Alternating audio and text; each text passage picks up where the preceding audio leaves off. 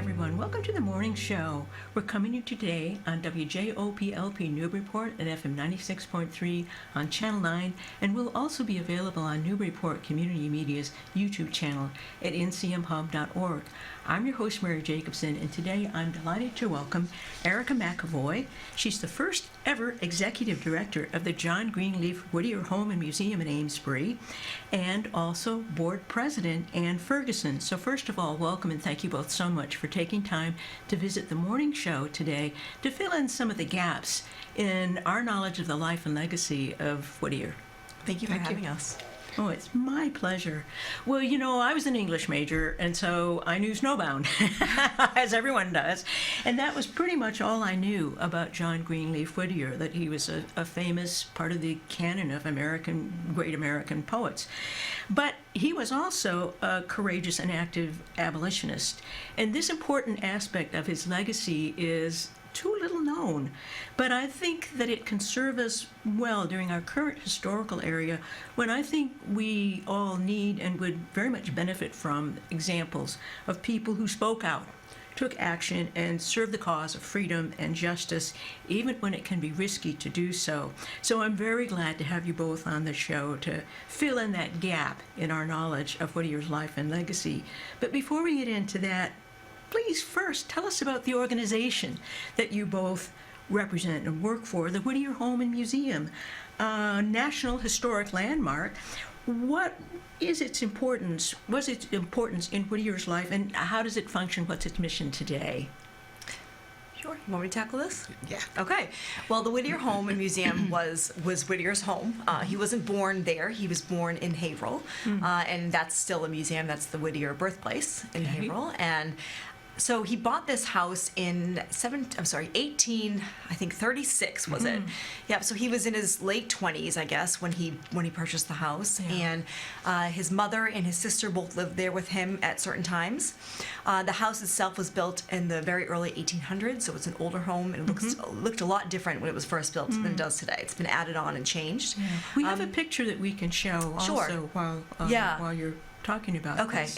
And so he lived there until he died in 1892. So he wrote most of his important works there, and it was an important part of his life, of course. Yeah, okay. Well, wonderful. And I'm curious to find out about Whittier's family of origin and how his family background set the framework for the values that he developed as an adult. And we have pictures we can show both of Whittier as a young man, good-looking young man, and an older man. And we were talking before the show about how with historic figures we tend only to see pictures of them as the older people they became when they were most famous. But a lot of them were, they all had a youth too. Right. And so we'll show both of those pictures while we talk about Whittier's family and how they impacted him. Well, his great-great-grandfather came over from London in 1638, and he was 18 at that time. He had relatives in Newbury. He lived in Salisbury, and he met and married his wife then. He built a farm in Haverhill, which is now the Haverhill birthplace, and they moved there. They had 10 children. Oh, my. And so he was not a Quaker at that time, his great-great-great-great-grandfather, but his great-grandfather converted to Quakerism, which is also the religious order of Friends. So all of the generations had at least 10 children, incredibly so. Yeah. And so his father had 10 children, and they all lived on the farm, and it was a working farm, very remote. There wasn't a lot around. They could see no neighbors at all, and very harsh winters. In his family, he was one of 4 children. Mary was his oldest sister. He was the second child, John. His brother Matthew was the third, and his sister Elizabeth. He was incredibly close to Elizabeth. Mary and Matthew were the only 2 that married, and Matthew had 3 children. And his third child, Elizabeth, but they always called her Lizzie, named after her aunt. She ended up inheriting the home after John Greenleaf Whittier died, Okay. and then her widower took over, and lived in the house for several years. So they were very religious, very family-oriented. John was not a really healthy person, and he did not like farming at all.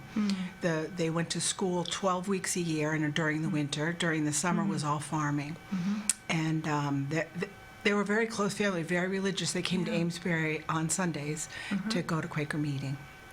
Well, it sounds like an arduous life, very hardworking, and also all those 10-child generations. I'm trying to picture what the genogram of that family would look. It would take several pages spread out, I imagine. We have one hanging on the wall. Oh, do you actually. really? Yeah. I mean, it's huge, I bet. Yeah.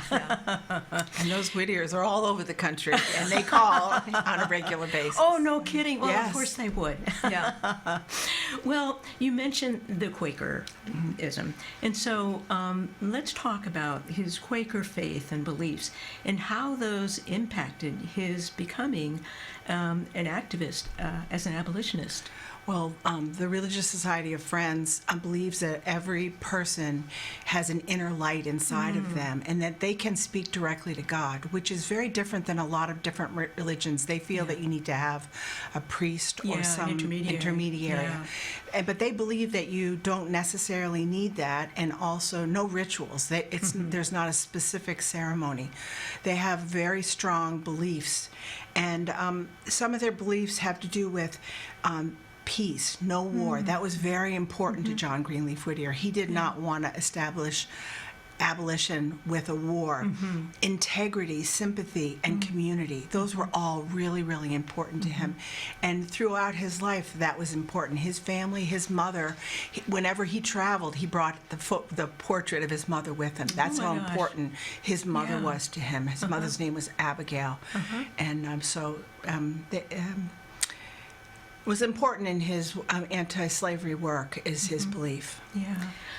Well, yeah, go ahead. And the Quakers, it's funny because the Quakers were some of the earlier abolitionists. They were very important in the early abolition movement in the 18th century. But prior to that, there were Quakers who were enslavers. So that's sort of a kind of misconception. Well, Jefferson, who talked about the peculiar institution, and yet nevertheless had slavery. So I think that kind of contradiction was probably fairly common in what some people have called the slaveocracy of early America.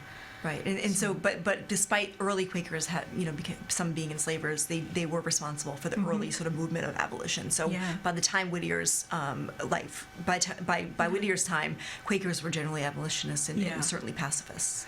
Well, that would clearly follow from the beliefs and that you were just describing about everybody having an inner light and about the importance of nonviolent approaches to social change. Well, let's talk more about how Whittier expressed, because he was an activist. It wasn't like he just held his faith inside. He clearly felt compelled to act upon his values and beliefs and do something to create change. So tell us about how his Quakerism contributed to, how his activism took shape following his Quaker beliefs. He believed, he met William Lloyd Garrison through his work with the Newburyport Free Press, and that was Whittier's first job. He was hired by William Lloyd Garrison, and he edited and he wrote articles for them. And William Lloyd Garrison was already a pretty strong abolitionist, and he was only 2 years older than Whittier, but he was very much of a senior mentor to Whittier. And he got him involved very much in anti-slavery conventions and whatever. And that was really, that's how he got started. Once he started with his activism against slavery, he no longer said he was not going to write any trivial poetry during that period of time. He wanted to get the word out to the nation how evil slavery was. And until the end of the Civil War, all of his work primarily was abolitionist work, which was it's tough reading a lot of, but he was very prolific in the works that he wrote. Yeah, that's interesting. So if I'm understanding you, Garrison and his connection with the Garrison kind of ignited the vocal expression through writing and speaking, presumably, as Right. well. So. Whittier did not like to speak publicly as much, as William Lloyd Garrison was a much better speaker. But he did become a state senator, and he participated throughout the country in anti-slavery conventions. So, Yeah, he was one of the founding member. Garrison was the founding member of the New England Anti-Slavery Society, and then also the American Anti-Slavery Society. And Whittier was a member of both of those, and very active in both of those as well. Well, that's really interesting, and again, something most of us just don't ever learn about him. But being an active abolitionist wasn't that safe a thing to do at the time, because although in Massachusetts, slavery was illegal by then, but many industries depended upon slavery in the South, cotton, the notorious triangle trade, and so it wasn't always a safe thing to do. It could be dangerous to be an outspoken abolitionist. So could you talk about what dangers Whittier exposed himself to by taking an active abolitionist stance? You want me to? Okay, so Whittier, it was certainly dangerous to be an abolitionist in some cases.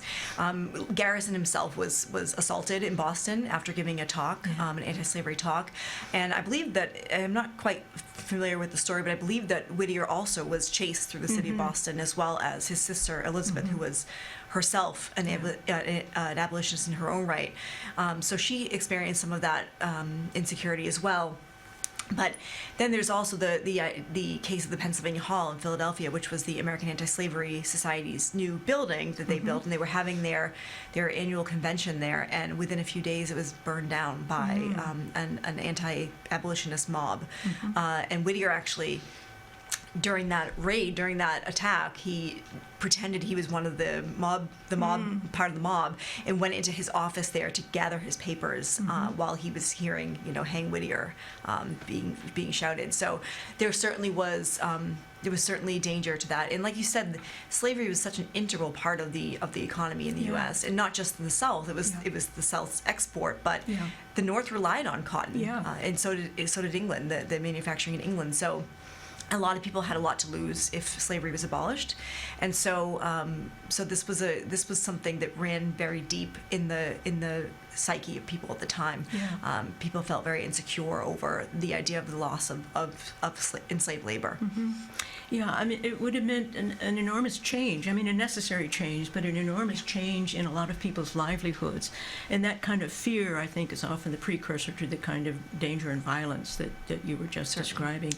But, go ahead, Anne. well, I was going to say that Whittier was he wanted slavery to be abolished as soon as possible. And initially, Garrison felt that they wanted to kind of get together and do it slowly so that it wouldn't have such a negative effect on those people who had slaveries. Garrison and Whittier took on that, and he said, let's do it slowly, peacefully, without war. Garrison wanted it to be done completely. At that point, Whittier and Garrison had a little bit of, they were always colleagues, but they weren't at the close colleagues that they used to be. And Garrison also wanted to lump in suffrage at the same time to get it all changed. And Whittier felt very strongly that the anti-slavery and abolition was the most important thing, and that he wanted to save suffrage for the next thing. So they did have kind of towards the end of their, through the Civil War, a little bit of a difference on their opinions on how to get their end. Well, that's interesting. As you're talking about the dangers, it took a lot of physical courage, not just moral courage. Which he's a wonderful example of, but apparently also physical courage, because that would be terrifying to have a lot of really angry people chase you down the streets. And I know that happened. I mean, I think that William Lloyd Garrison was chased from the Congregational Church on Titcomb Street, after a talk one night. And so it was not an uncommon occurrence. And so what do you make of his physical courage to be willing to face down, people who they'd have hurt him if they caught him. Yeah. So where do you think that physical courage came from in him? How do you understand it? That's a good question. I think that it was just the moral, his moral compass that led him to just do what he felt needed to be done. Yeah. Something that he felt was right. Yeah. And, it was dangerous. I mean, we were just talking about Charles Sumner, who was attacked on the Yes, Senate floor that's in right, the 1856. Yeah, and so, this was something this was a violent, it turned violent, certainly in the 1850s, just before the Civil War. But yeah, I think his moral, his moral compass led him to do what he needed to do, or what he felt needed to be done. Well, it's an interesting example. It poses to all of us, I think, the question to ask ourselves, how much am I willing to sacrifice, or how much am I willing to risk for the things that I really believe are, first of all, intrinsic to my sense of my own personal integrity and my self-respect, and also integral to building the kind of world that I'll feel good about living in. And the alternate to that is, of course, how will I feel about myself if I back down because I'm afraid? Right. Well, Whittier certainly could feel good about himself on both fronts, couldn't he? Yes. And that's what makes him, I think, such an interesting exemplar for our current times. Well, you've talked a bit, I was going to ask you about his relationship with William Lloyd Garrison, and you've talked, it's an interesting relationship, isn't it? From mentor to over time, and perhaps not surprisingly, certain kind of differences in priorities and strategies for how to enact the things they both believed were good things to happen. But it's interesting that over time, Garrison is probably, I don't know this for sure, but I'd guess that he's the best known abolitionist from America. Well, you teach American history. Would you agree? I would say yes. He's He's probably the best known. Yeah. Yes. Yep. Pretty much the word about he Garrison and Frederick is out. Douglass, certainly. Yeah. Yeah, and Frederick Douglass, of course, yeah. But over time, Whittier's abolitionism became much less well known. I, for example, was unaware of, I was an English major, when I, as I said, knew Snowbound, but I didn't realize his active role as an abolitionist until I moved to Newburyport, and learned a lot about different, Garrison's statue at Brown Square and the Plummer House, and the active Underground Railroad, including Whittier, that took place here, and with enormous risk if you were found out to be helping slaves who had escaped. But why do you think Whittier's fame and legacy as an active abolitionist kind of faded out of the limelight while Garrison's I think expanded? that it is still very well known. In the Whittier Home Museum, we have a framed picture of 8 abolitionists from Massachusetts, and Whittier is the central theme. Of course, William Lloyd Garrison, Charles Sumner, and many others are there. There's about 7 of them there. He was so popular at that time for his poetry, but also for his abolitionist work. There are so many stories about, for instance, the Fisk College singers came, and they were doing singing songs to try to save their college, and they went around the country singing blacks' songs, and they made $20,000 to save their college. But they came to Amesbury and did a concert specifically for Whittier, because what he had done to bring the word of anti-slavery to the country there was huge, and they really appreciate it. There's a city in California named after Whittier. Right. There's a college named after Whittier.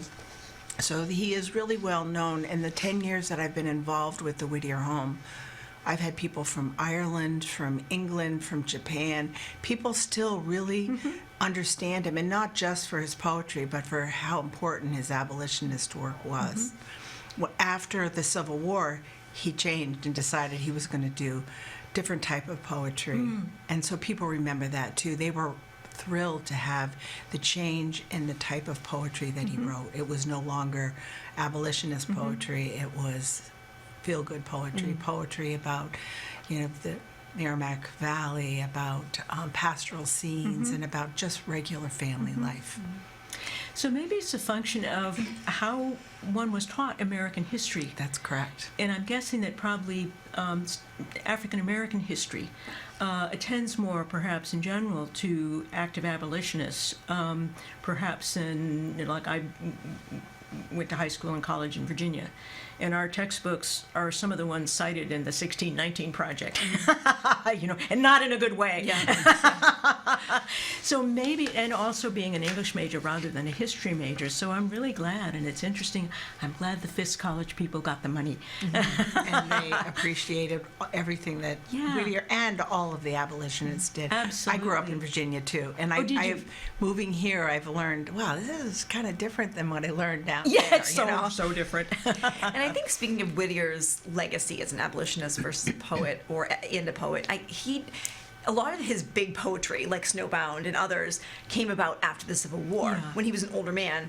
And I think those are the poems that we learn as Yeah. children and remember and think about. And I think that's what sort of cemented his legacy in the national sort of memory of him. And I think maybe that's perhaps why he was remembered as more of a poet than an abolitionist, Yeah. because his abolitionist work was in his earlier life. Yeah. So I suppose that plays a part of it as well. Yeah, that makes perfect sense, Erika. Yeah. Well, what do you think makes Snowbound such a... Because it stands out, not just from Whittier's body of work, but it stands out in the kind of the canon of American literature of that time period. And so what about Snowbound, the historical context of it being after the Civil War and the message of the poem, what do you think made this particular poem of his so popular?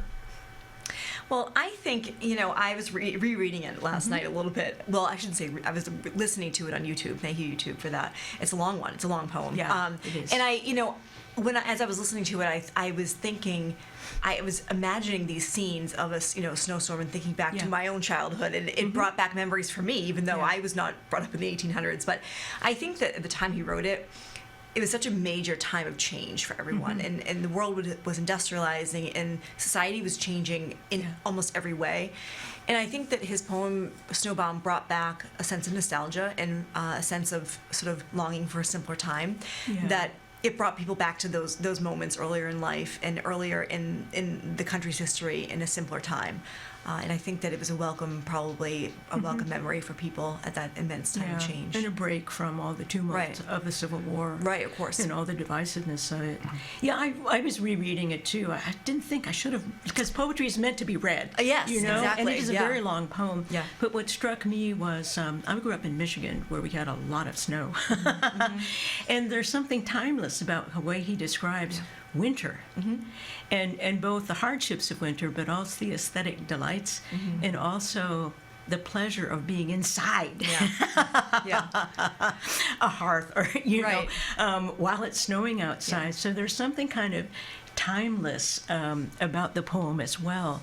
And although it does kind of very much describe how cold it is, and what's happening to the trees and the animals, and but it makes you feel, at the certain point it goes inside, it makes you feel kind of snug and Right. warm, and it goes back to childhood. It's comforting. I think. Yeah, that's The right. nostalgia Yeah. and the Nostalgia. simplicity Right. of it. Sure. And, Yeah. That's right. and a lot of the scenes in Snowbound are from his life at in the farm and I bet, yeah. birthplace. And Yeah. some of the people that he talks about are his relatives, his Aunt Yeah. Mercy, and some other people that he met throughout his life as a child. So he's woven that into that Yeah. book. And it also changed his life, because prior to that, he was kind of a struggling. He wrote a little bit, he edited, but he never made more than $500 a year. Yeah. But when Snowbound was published in 1865, he made $10,000 the first year. That's a huge amount of money. It's at the time. It's a huge amount of money. Yeah. So his life changed completely. He was I'll able bet. to provide. He was able to purchase those books that he had to Yeah. borrow, because he couldn't afford books, because books were not as plentiful as they are now, and they were expensive. So his life completely changed with Snowbound, and he was able to write from then on books about his lovely Merrimack Valley and those nostalgics. Yeah, absolutely. So it was life-changing for him. Life-changing for him. Absolutely. Yeah. Well, I wanted to talk to you about what parallels you see between Whittier's time and our own. What lessons or what inspiration can we draw from his example, as we've been saying, both moral courage and physical courage? I think right now our country is very divided. It was them against us. Having right now being in the middle of reading the caning, that was, I don't think I ever heard that quite so loudly as I heard after Charles Sumner was caned, and that was in 1856. The division became so strong. It was us against you, and it became political violence. I see right now that there's a huge divide. There's no cohesiveness in the country, and that divide is shocking. And it reminds me, the other part is the Supreme Court and the courts. They were making partisan rulings. For instance, the Dred Scott decision. Yes, a notorious. And notorious. Right. And I've kind of seen that in our country right now when you have partisans. The court should be totally nonpartisan, but I do seem that it edges sometimes that way. But the division and the is so drastic now, and I don't know. I hope that we can get through this period of division and find things that we are together on, and what brings us into a great country. And I'm sure that back in the 1850s, and that they felt the same way. Can we stay together? Yeah. And that was a huge thing, trying to, should we be separate? Because we can't agree on these issues. And so I hope that we can find something to be together about. Yeah. Very well put, Anne. Yeah. Erika, do you have any thoughts? Well, I was just about going to say, similar to what Anne said, I mean, the 1850s was such a divisive time, and people sort of knew that the Civil War was coming. They sort of many saw the Civil War as almost imminent and inevitable. And I think that, there was an immense amount of fear. Both the North and the South thought that the other side was trying to subvert them and essentially, rob them of their liberties. And that is certainly something that we feel today, I think, in the U.S. And yeah, so there's a lot of parallels to be drawn. Yeah. They say history repeats itself. Yeah. And so is that true? And, I would hate to see a civil war, but I would love to see us not have that and get back together and realize that what brings us together and what makes us a strong country is stronger than what is not good about what's happening.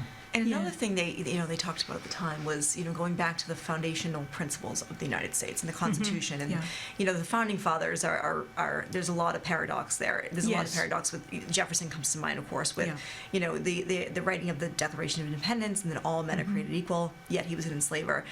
And I think that even though most of the founding fathers were enslavers, I think that their vision of this country, and certainly Jefferson's, was one of, without slavery down the road. They felt that at the time, many of them, that we were not in a position to end slavery, but one day their vision was to be in America without slavery. And I think that that would look different for many people, of course, but I think that the people in the 1850s, the abolitionists, certainly felt that we need to get back to our founding principles in our what was the idealized version of America that people thought about when we were becoming a country. And I think I hear a lot of that rhetoric today, and I'm hoping that that's, means that we can all kind of think about what this country was originally intended for. Yes. And that is, It often strikes me that the founders of our nation and the writers of the Declaration of Independence and the Constitution, they had an ideal that was bigger than they were, more profound than sometimes their ability to conceive of sort of the underlying kind of nobility and manifesting an equal society, because they defined equal in a different way. There were certain assumptions and prejudices and biases that they brought to bear because of the times of who they were, their gender, their wealth, and their possession of property. But what they managed to articulate speaks to something, it often seems to me, deeper that perhaps they themselves didn't fully understand, but it spoke to later generations. So maybe history does repeat itself, but hopefully we grow and we learn. Yeah. And while we're busy starting to repeat history, we go, oh yeah, wait a minute, we should change that. Yeah. Let's learn from it. Hopefully we can learn as well. I hope so. But that's what is so interesting to me about, thank you both, you've been so eloquent about Whittier today, that as long as there are people like Whittier who never lose their moral center, that moral clarity about what is truly just and fair and wise, those people who are willing to dedicate their lives to expressing those values, they're the ones who point out to us what we have to learn and what we have to change in order to grow and to be true to ourselves and true to the ideals. So I think he's a wonderful model and example. Thank you both so much for coming here to We talk hope that about everybody him. comes and visits us at the museum. We're open during the summer, and we have a lot of educational programs lined up for 2026. So it's a fabulous museum. That is very well timed, Anne, because my final question for you was going to be, tell us how people can learn more. Well, whittierhome.org is our website, and in our Facebook, John Greenleaf Whittier Home and Museum, I believe, is the name of our Facebook. I should know that off the top of my head, but just type in Whittier and you'll find us. Yeah. And we'll be putting our scheduled programs for 2026 on our website early in the new year. Wonderful. And we've got some partnerships coming up with the birthplace as well as with Historic Oh. New England. So a lot How coming great this is that? year. Yeah. Okay, great. And Erika has been putting out a monthly newsletter Yes. about some John Greenleaf Whittier information, and it's fabulous. So she sends it out by email, and it's also on the website. Yeah, And so we can sign up on the website. Absolutely, and it's fascinating. Yeah. Wonderful. It sounds very exciting. And thank you both again so much. It's been really fun and educational you. to talk to you. I really appreciate you taking the time to be Thank here. you so much, Thank you for Mary. having My us. pleasure. Well, that's it for today, everybody. Please join us again next Thursday at 9 for the morning show. And until then, everybody, please be well. Farewell now.